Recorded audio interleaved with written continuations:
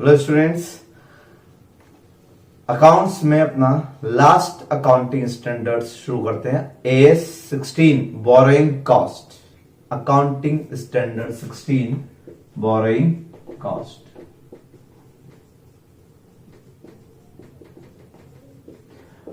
अब सबसे पहला क्वेश्चन ये है कि हर एस में हमने पहले ये सीखा कि जो वर्ड आया है उससे रिलेटेड बात सब में से देखा। गवर्नमेंट ग्रांट में ग्रांट क्या होती है सीखा, फॉरेन एक्सचेंज रेट डिफरेंस क्या होता है वो सीखा। ऐसे ये हेडिंग तो पहले समझना पड़ेगा ना, boring what is borrowing cost. और हर एस में हमने ये सीखा है कि एप्लीकेबिलिटी स्कोप, तो बोरिंग कॉस्ट वर्ड में क्या क्या आता है ये सीखें तो ये एस के दरवाजे खुलेंगे, फिर आगे की बात सोचेंगे। और बेसिकली एस क्या बताता है, ये एस बताता है बोरिंग कॉस्ट को कैपिटलाइज करना या पीएनएल में ले जाना, दो ट्रीटमेंट बताता है। अगर कंडीशन फुलफिल कर दी इस एस में जो दी तो कैपिटलाइज, अदरवाइज पीएनएल।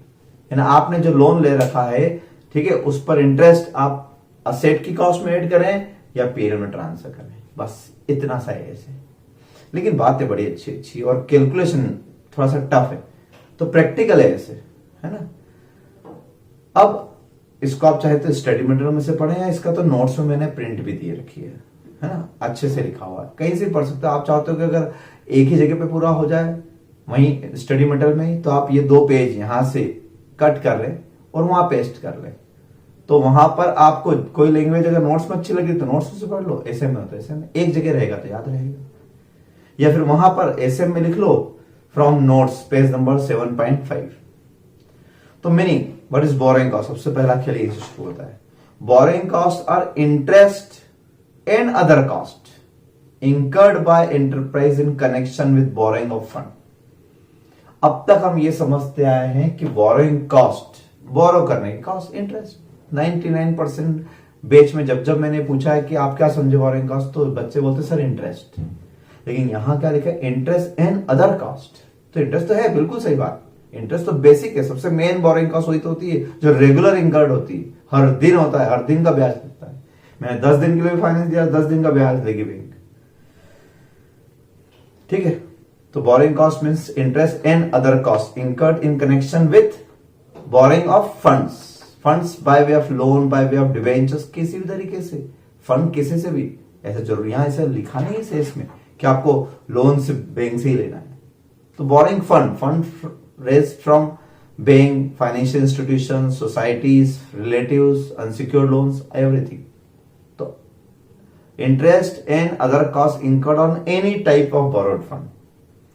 अब बोरिंग कॉस्ट में इंक्लूड तो 5 चीजें खास तौर से याद रखना है आपको, इसमें 5 स्पेसिफिकली दी हुई है। स्टडी मटेरियल में भी आप देखो 5 पॉइंट नजर आएंगे, यहां मैंने नोट्स में भी दिए आपको, और इसमें एग्जाम्पल लिखना पड़ेंगे, इसलिए आप या तो यहां पर या वहां कहीं भी एक ही जगह से लिखना, मैं बार बार बोल रहा हूं, या तो आप एसएम से पढ़ लो या वहां से पढ़ लो, कोई फर्क नहीं है, सेम लगभग। Interest and commitment charges on bank borings and other short term and long term borrowings. तो सबसे पहला क्या है, interest and commitment charges on bank borings and other short term long term borrowing. तो अदर्स में सब आ गए, अनसिक्योर्ड लोन भी आ गए, फ्रेंड्स रिलेटिव्स वाले भी आ गए, शॉर्ट टर्म भी आ गए, लॉन्ग टर्म भी आ गए। तो यहां बोरिंग कॉस्ट में हम सबको इंक्लूड करेंगे। छोटा लोन लिया, बड़ा लोन लिया, आपने 1 साल के लिए लिया, 2 साल के लिए लिया, 10 साल के लिए लिया, कैसा लिया है, short term, long term, everything. But ये वर्ड कमिटमेंट चार्जेस, इंटरेस्ट तो सब जानते हैं, इसलिए मुझे इंटरेस्ट एक्सप्लेन नहीं करना है। कमिटमेंट चार्जेस का मतलब क्या हुआ, कमिटमेंट चार्जेस में क्या होता है मैं बताता हूं। आप प्रैक्टिकल लाइफ में जब जाओगे कभी ऑडिट करने, तो ऑडिट में आपको ये देखना चाहिए कि जो लोग लिमिट बनाते हैं, सीसी लिमिट, ओडी लिमिट सुना होगा ना, ओवरड्राफ्ट लिमिट। अक्सर बिजनेसमैन क्या करते हैं, उनको रोज तो पैसे की जरूरत पड़ती ही नहीं, कभी कभी पड़ती है। तो टर्म लोन क्या होता है, टर्म लोन में क्या होता है, जैसे अपन हाउसिंग लोन लेते हैं, एक बार इकट्ठा पैसा लेते हैं, फिर जीवन भर उसकी इंस्टॉलमेंट भरते हैं। क्या हम वापस कल जाके फिर निकाल सकते हैं, परसों जाके फिर जमा कर सकते हैं, फिर निकाल सकते हैं क्या, नहीं। टर्म लोन में ये फैसिलिटी नहीं होती। लेकिन ओवरड्राफ्ट सीसी लिमिट में लिमिट बना दी जाती है कि 10 लाख रुपए आपकी ओवरड्राफ्ट लिमिट है, 10 लाख, यानी इस लिमिट में आप कितनी बार पैसा जमा करवा सकते हो, फिर निकाल सकते हो। आपने पहले 10 लाख निकाल लिए ओवरड्राफ्ट, तो ये आपका लोन हो गया एक तरीके से। फिर 8 दिन बाद आपको कहीं से पेमेंट आ गया 2 लाख, तो आप 2 लाख जमा कराए, अब आपका लोन 8 रह गया। फिर निकाल रहा है 1 लाख, फिर जमा करके आ गए, तो बार बार विड्रॉ डिपॉजिट हो सकते हैं। ये क्या फायदा रहता है, व्यापारी लोग इसको क्यों यूज करते हैं कि मान लो 1 अप्रैल को उनका आउटस्टैंडिंग लोन 10 लाख का है, लेकिन 5 अप्रैल को उनके पास पैसे आ गए तो वो 2 लाख जमा करके आ गए, अब बचे 8। 7 अप्रैल को फिर जरूरत पड़ गई 1 लाख की, फिर निकाल रहे, फिर 10 अप्रैल को फिर जमा करके आ गए 3 लाख। तो उनको डे वाइज ब्याज लगता है, जैसे ये 1 से 5 4 दिन रखे उसने 10 लाख, तो 4 दिन का ब्याज लगेगा। फिर 5 तारीख को 8 हो गया ना, अब 8 पे ब्याज लगेगा, 5 तारीख को और 6 तारीख को 8 पे लगेगा, 7 को फिर किस पे, 9 पे। तो डे वाइज लगता है, तो इंटरेस्ट इस हिसाब से लगता है, इसलिए लोग ओडी लिमिट बनाते हैं। अब लिमिट सेंक्शन हो गई आपकी 10 लाख, यानी बैंक वालों ने आपको सेंक्शन कर दिया 10 लाख का, आप जब चाहें 10 लाख तक की लिमिट यूज कर सकते हैं, 10 लाख रुपए तक का विड्रॉ कर सकते हैं। अब आज सेंक्शन हो गई, बैंक वाले आपके लिए पैसा लेके बैठे होंगे डेफिनेटली, क्योंकि लिमिट सेंक्शन करी मतलब इतना पैसा बैंक के पास होना चाहिए। अब पता नहीं बैंक को आप कब आओगे, कल नहीं आए, परसों नहीं आए, पर आपको बैंक वालों को क्या पता कब आ जाओ, अचानक आ गए तो उनको तो पैसा रखना है, यानी उनका फंड तो आइडल पड़ा हुआ है ना। जबकि बैंक में एक दिन भी पैसा पड़ा है तो उसका रोटेशन होना चाहिए, उसका पैसे का ब्याज आना चाहिए। अब बैंक आपके लिए 10 लाख संभाल के बैठी हुई, आपने एक भी दिन रुपए निकाले ही नहीं अभी, आप सेंक्शन करवा के रखेंगे, या निकाले तो बस 1 लाख रुपए निकालेंगे, बस 9 लाख रुपए बैंक लेके बैठी हुई आपके लिए, और ब्याज आप कितना दोगे, 1 लाख पे दोगे, तो बैंक का तो नुकसान हो गया ना, बैंक का तो 9 लाख का फंड आइडल पड़ा रहेगा। तो ऐसी जगह पे whenever overdraft CC limit not utilised by customer, then bank charge commitment charges which is generally equal to or less than interest, यानी अगर इतने रुपए का इंटरेस्ट लगता तो कितना लगता, उतने उन्होंने चार्जेस ठोक दिए, ये कंसेप्ट है। दूसरा है अमोर्टाइजेशन डिस्काउंट और प्रीमियम रिलेटिंग टू बोरिंग। ये क्या है अमोर्टाइजेशन? आपने रिडीमेबल डिबेंचर्स का पॉइंट पढ़ा, के डी निकाला होगा ना, रिडीमेबल डिबेंचर्स इंटरेस्ट याद करो 1 माइनस टैक्स प्लस, तो डिबेंचर्स भी तो बोरिंग है। मैंने किसी से 10% डिबेंचर इश्यू करके और 10 लाख रुपए इकट्ठे कर लिए, तो मुझे उस 10 लाख पे 10% से 1 लाख रुपए तो इंटरेस्ट देना, तो ये बोरिंग कॉस्ट हुई, ये तो है ही बोरिंग कॉस्ट, है तो ऊपर वाले पॉइंट में आ गई। लेकिन मैं इसका रिडम्पशन आज से कुछ साल बाद इसका रिडम्पशन 11 लाख पे करूंगा, कितने लाख पे करूंगा, 11 लाख पे, तो इसकी रिडम्पशन वैल्यू जो है वो 11 लाख है, और इसकी नेट प्रोसीड यानी नेट आपकी जेब में भी कितने आए, 10 लाख आए। और हो सकता है कि यहां पर भी आपने डिस्काउंट पे इश्यू किया, 10 लाख का शेयर 9,50,000 में इश्यू किया, तो नेट प्रोसीड आपकी जेब में आई 9,50,000, जबकि आपको लौटाना कितने हैं, 11 लाख। तो 1.5 लाख का ये बर्डन भी तो है आपके पास, तो हर बार ब्याज देना वो तो है ही कॉस्ट, प्लस आपको ये भी तो देना है 1.5 लाख, और ये 1.5 लाख रुपए आपको कब तक देना है, तो रिडम्पशन पे देना है, और रिडम्पशन आज से 10 साल बाद होगा, यानी ये 1.5 लाख रुपए 10 साल की कॉस्ट है। तो याद करो फॉर्मूला था ना, 10 से डिवाइड करते थे, वो क्यों करते थे उसका लॉजिक समझना है ये, और इंटरेस्ट तो ऑलवेज फेस वैल्यू पे होता था, तो 10 लाख पे 10% से 1 लाख की तो ये बोरिंग कॉस्ट हो गई। अभी मैं टैक्स इग्नोर कर रहा हूं समझाने के लिए, तो 1 लाख तो ये देना है मुझे उस लोन पे, उस 10 लाख के लोन पे, जिसके बदले में मुझे जेब में से 9.5 आए थे, लेकिन इंटरेस्ट फेस वैल्यू पे देना है, तो बोरिंग कॉस्ट एक ही हो गई, प्लस इतने सालों में 1.5 लाख का और लॉस होगा मेरा प्रीमियम और डिस्काउंट पर, ठीक है, और उसको मैं 10 साल में अमोर्टाइज करूंगा, तो पर ईयर कितना, पर ईयर हो जाएगा आपका 15,000,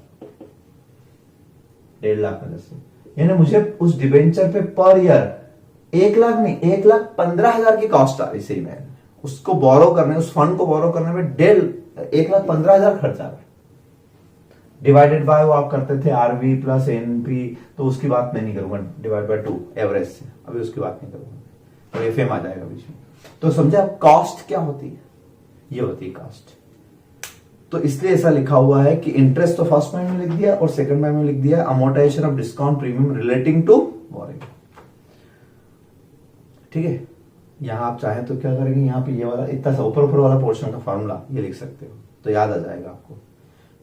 amortisation of ancillary cost incurred in connection with the arrangement of borrowing, वहां लिख लो project report, fees to CA, loan processing fees, bank वाले लोन प्रोसेसिंग फीस लेते हैं, आपने सीए से प्रोजेक्ट रिपोर्ट बनवाई उसकी फीस लगती है, सीए को फीस दी होगी, ये सब एंसिलरी कॉस्ट है बोरिंग करने की, यानी सब्सिडरी कॉस्ट, सहायक finance charges in respect of asset acquired under finance lease and under other similar arrangement.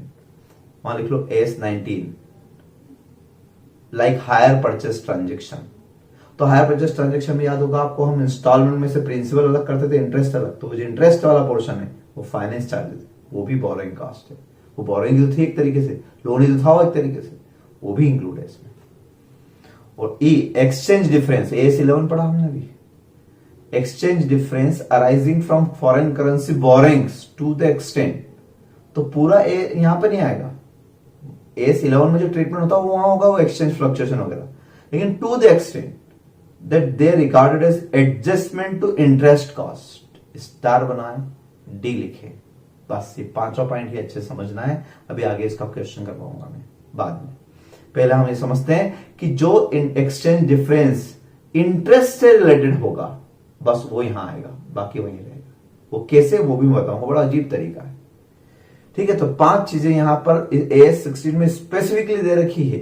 हालांकि एग्जॉस्टिव लिस्ट नहीं, बट इतना तो कम से कम आप बोरिंग कॉस्ट में ले ही लेंगे जब भी आप। अच्छा, इस AS में थ्योरी भी आ सकती है, व्हाट इज बोरिंग कॉस्ट, तो ये 5 पॉइंट लिखना है आपको।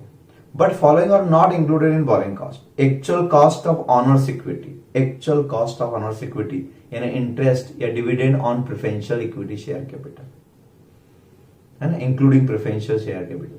तो dividend on equity and preferential share capital ये ऑनर्स कहलाता है, ऑनर्स फंड कहलाता है। इसलिए उस पर जो आप डिविडेंड देते हो उसको कॉस्ट नहीं बोलते हैं, कॉस्ट सिर्फ बोरिंग फंड पे बोलते हैं।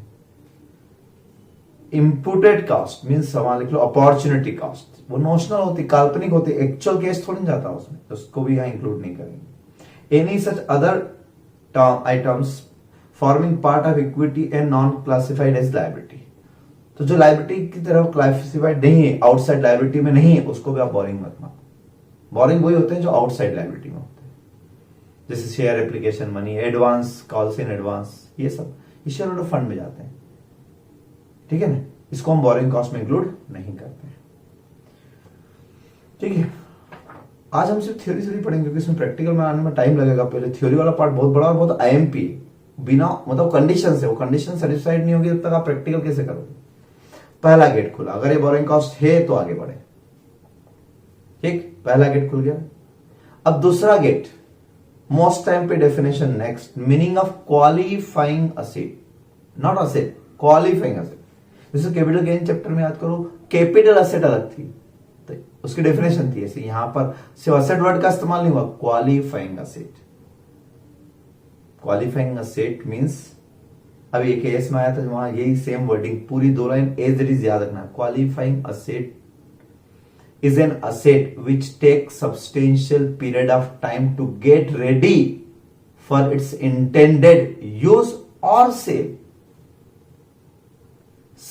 एक बात काम, which takes substantial period of time, यानी जिसको टाइम लगता हो रेडी करने में, substantial period of time to get ready for intended, यानी जिस इंटेंशन से आप उसको बना रहे हो उसको उस इंटेंशन तक लाने में substantial period of time to get ready for intended use, या तो यूज करने के लिए बना रहे होंगे आप, यानी असेट्स प्लांट मशीन वगैरह, और फॉर सेल या बेचने के लिए बना रहे होंगे। और बेचने के लिए जो चीज बनाते हैं उसको तो गुड्स बोलते हैं, यानी ये वाला एस इन्वेंट्री पर भी अप्लाई होगा, यानी क्वालिफाइंग असेट इंक्लूड्स इन्वेंट्रीज।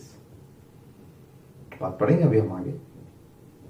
ठीक है, तो पहले तो आप 2 लाइन की डेफिनेशन अच्छे से याद रखें, gate ready for its intended use और सेल। ये लाइन एज इट इज आपको, हमें क्योंकि कॉमन आंसर है, जब भी कोई भी क्वेश्चन आएगा आप लिख लो कॉमन आंसर, कोई भी क्वेश्चन आएगा सबसे पहले आपको ये देखना पड़ेगा कि बोरिंग कॉस्ट है कि, तो 99% बोरिंग कॉस्ट होगी सी, वरना तो ये क्वेश्चन ही नहीं बन पाएगा।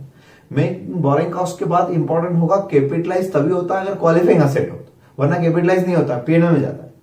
तो इसका मतलब ये खास ये बताएगा कैपिटलाइज कब होगा, whenever asset is qualifying asset, so we have to check whether the asset is qualifying or not. तो आपको ये लाइन तो लिखना ही पड़ेगी। आपको 4-5 असेट वाला क्वेश्चन भी आ सकता है, हो सकता है उसमें से 2-3 क्वालिफाइंग और बाकी ना हो, तो आपको लिखना पड़ेगा as per AS16 the following assets are qualifying because it takes substantial period of time to get ready for its intended use और सेल।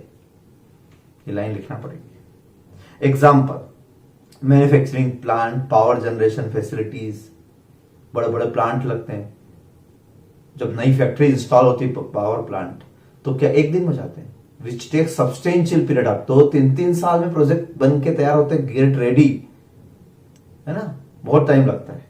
तो वो क्वालिफाइंग एसेट है, बिकॉज उसमें पीरियड लगता है बहुत ज्यादा।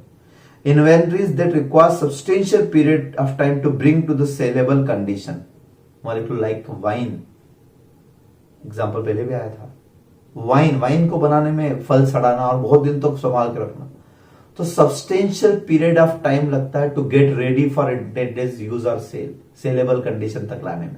इसलिए ऐसी इन्वेंट्री, हर इन्वेंट्री की बात नहीं करनी, ऐसी inventory which take substantial period of time, then it is qualifying asset and interest में बी कैपिटलाइज मतलब वो जो इंटरेस्ट लगेगा उसको गेट रेडी तक, यानी मान लो आपको साल भर लग गया उस वाइन को कंप्लीट करने में, तो साल भर का इंटरेस्ट आप इस इन्वेंट्री की कॉस्ट में इंक्लूड करोगे, यानी स्टॉक की वैल्यू बढ़ा दोगे, आप उस गुड्स की वैल्यू बढ़ा दोगे, उस इन्वेंट्री की वैल्यू बढ़ा दोगे। इन्वेस्टमेंट प्रॉपर्टी, अदर इन्वेस्टमेंट्स, और कोई इन्वेस्टमेंट प्रॉपर्टी हो, इन्वेस्टमेंट प्रॉपर्टी में अब देखो, मान लो मैं इन्वेस्टमेंट शेयर्स में कर रहा हूं, तो शेयर्स तो रेडी टू यूज होते हैं, अभी भी खरीद लो। क्या उसको रेडी करने में कुछ टाइम लगता है क्या? कि शेयर लेने के बाद उसमें कुछ डिजाइन करना है, कुछ करना है क्या उसमें? वो तो रेडी रहते हैं, तो वो सब क्वालिफाइंग एसेट नहीं है। लेकिन अगर आप कोई बड़ी सी लैंड परचेस करते हो, फिर उसको डाइवर्ट करवाते हो, फिर उस पर रोड बनाते हो, इलेक्ट्रिक पोल लगाते हो, सीवरेज लाइन लगाते हो, तब जाके कॉलोनी डेवलप करते हो, तो which take substantial period of time to get ready, then it is qualifying asset. तो डिपेंड करेगा fact and circumstances. Following are not qualifying asset those inventories that are routinely manufactured और otherwise produce in large quantity और on repetitive basis over the short period of time. पूरा ऐसे में भी ऐसे ही लिखा हुआ है। अब आप रूटीन, जैसे हिंदुस्तान यूनिलीवर वाले ढेर सारे लक्स साबुन बनाते रहते रूटीन बेसिस पर, बार बार बनते, स्टॉक में पड़े रहते हैं, लेकिन वो रूटीन मैन्युफैक्चरिंग। आइसक्रीम वाले आइसक्रीम बार बार बनाते, अब ये मत बोलना सब्सटेंशियल पीरियड लगता है सर, 2 दिन लगते जमाने, तो 2 दिन सब्सटेंशियल पीरियड नहीं होता है, और वैसे वो रूटीन मैन्युफैक्चरिंग है। तो इस तरह की जो रूटीन आइटम्स होते हैं, चाहे वो लार्ज क्वांटिटी में बना हुआ, वो क्वालिफाइंग एसेट नहीं। Asset that are ready for their intended use और sale when acquired also are not qualifying asset. For example any vehicle, आप ट्रक लेकर आए, तो ट्रक जब एक्वायर किया तो उस दिन रेडी टू यूज था कि नहीं था ना? क्या ऐसा होता है कि ट्रक में 2 टायर 4 टायर अलग देते हैं तुमको, इंजन अलग, घर जाके फिट कर लेना? नहीं ना। तो व्हीकल में तो ऑलवेज व्हीकल क्या होते हैं? रेडी टू यूज ही होते हैं। रेडी टू यूज चीज तो लेने जाओगे, एक्वायर तभी तो करोगे जब रेडी टू यूज होगा, तो it is not qualifying asset. तो व्हीकल में जब भी आया व्हीकल का, तो आप हमेशा लिख देना it is not qualifying asset because not take substantial period of time to get ready, it is already ready for use at the time of acquisition. जब खरीदा तभी रेडी टू यूज था। तो इस तरीके से आपको याद रखना है, ठीक है। यानी इस एस के 2 सबसे इंपॉर्टेंट डेफिनेशन थी, उसमें से मैंने आपको बताया, पहला गेट मैंने बताया what is borrowing cost, yes I, then you have to check whether the asset is qualifying asset or not. If not qualifying asset, then interest transfer to profit and loss account. अगर मान लो मैंने कोई vehicle loan पे लिया है, but वो ready to use qualifying asset नहीं है, तो ब्याज तो लग रहा होगा, तो वो इंटरेस्ट कहां ले जाऊंगा? सीधे transfer to profit and loss account, not capitalise. इसी की जगह कोई बिल्डिंग कंस्ट्रक्ट करवा रहा था मैं, कंस्ट्रक्ट करवाने में 2 साल लग गए, तो 2 साल तक का जो इंटरेस्ट लगा उस लोन पे, रेडी टू यूज, 2 साल तक का जो इंटरेस्ट लगा वो मैं क्या करूंगा? कैपिटल। उस बिल्डिंग को मैंने परचेज किया 1 अप्रैल 19 को, और उसको बनते बनते आप क्या 31 मई 2021 आ गए, तो यहां से यहां रेडी टू यूज है, यहां बन गई कंप्लीट रेडी टू यूज, तो यहां तक का इंटरेस्ट कैपिटलाइज करूंगा। लेकिन वो लोन तो 10 साल का था, तो उसके बाद का इंटरेस्ट भी नहीं जाएगा। इंटरेस्ट तो लगेगा, इंटरेस्ट तो 20-20 साल के लोन होता है, आपने देखा, बड़े बड़े फाइनेंस होते हैं। तो हम बात करेंगे सेल्स में, if asset is qualifying asset then interest capitalise up to the date of ready to use. बहुत अच्छे क्वेश्चन करवाऊंगा आपको, ठीक है। तो ये एस थ्योरी पे जिसकी पकड़ अच्छी रहेगी वही प्रैक्टिकल कर पाएगा, क्योंकि प्रैक्टिकल थ्योरी का बहुत अच्छा कॉम्बिनेशन है, ठीक है। अकाउंटिंग स्टैंडर्ड इंटरप्रिटेशन भी आए थे, कई जगह एएस क्लियर नहीं, जैसे लॉ क्लियर नहीं रहते हैं, तो इंटरप्रिटेशन आते हैं कि उसको कैसे इंटरप्रेट करना है। जैसे मैंने इसमें उन्होंने ऊपर लिखा था substantial period, but what is substantial period? 1 महीने 2 महीने साल भर कितना? तो क्या लिखा हुआ? The issue as to what constitute a substantial period of time primarily depends on fact and circumstances of each case. However, ordinarily a period of 12 months, underline करो, is considered substantial period unless, इसका मतलब गुंजाइश है, unless shorter or longer period can be justified on the basis of fact and circumstances. So there may be shorter period, generally 12 months, but there may be shorter or longer period if the circumstances, fact and circumstances justify. In estimating the period when time which an asset takes technological and commercial to get ready for its intended use or sale should be considered. मानो उसको ready करने में कुछ technological problem है या administrative problem है, कोई permission लेना है, तो वो भी पीरियड इसमें काउंट होगा. जैसे मकान बनाने में परमिशन लेना पड़ती है, तो it is part of process, construction process का ही पार्ट है ये भी, तो ये भी सब्सटेंशियल पीरियड की काउंटिंग में आएगा. अब देखो मकानों में आपका सब्सटेंशियल पीरियड 2-3 महीने को भी सब्सटेंशियल मान लेना. बिल्डिंग जब भी कंस्ट्रक्शन होगी तो हमेशा क्वालिफाइंग एसेट है ही, चाहे वो 3 महीने 4 महीने लगे.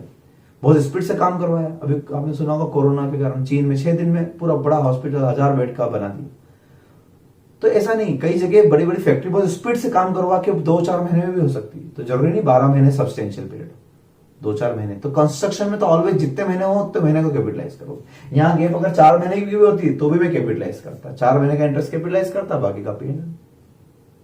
तो substantial period depends on fact and circumstances, but generally 12 month, but there may be shorter or longer period if justified. ठीक है. For recognition of borrowing cost following point should be kept in mind.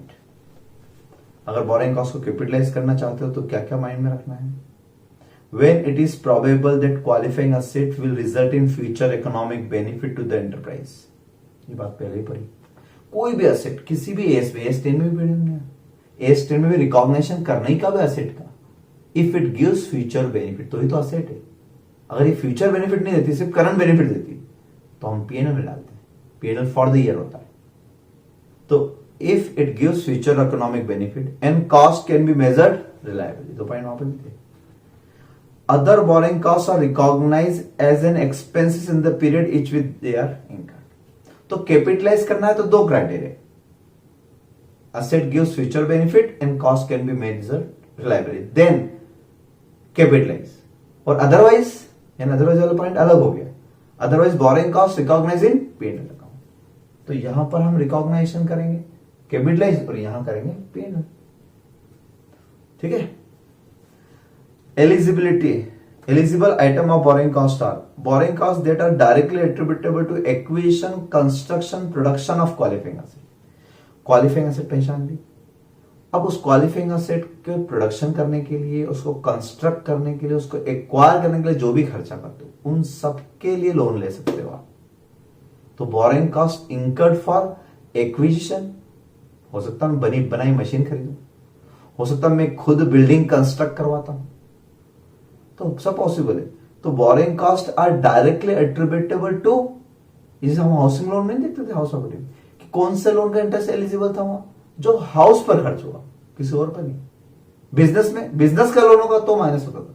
तो ऐसे यहां पर भी हम borrowing cost की बात कर रहे हैं तो लोन तो बहुत सारे रीजन से ले सकते हैं. लोग पर्सनल लोन भी लेते हैं, उस पर भी इंटरेस्ट लगता है.